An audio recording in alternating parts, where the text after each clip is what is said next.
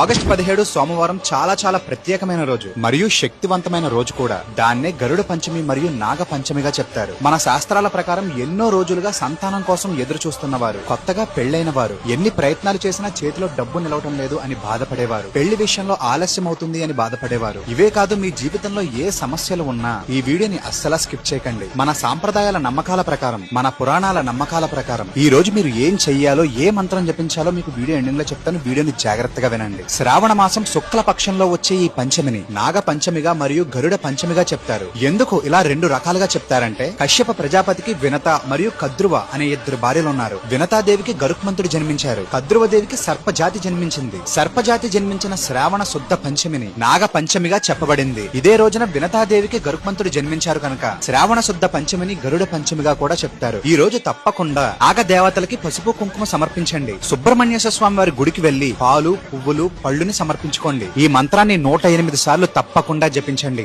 ఓం సర్ప దేవతాభ్యో నమః. ఈ వీడియోని మీ ఫ్యామిలీకి, ఫ్రెండ్స్ కి షేర్ చేయండి. ఒక్కసారి కమెంట్స్ లో వేల్ మురగాని కమెంట్ చేయండి.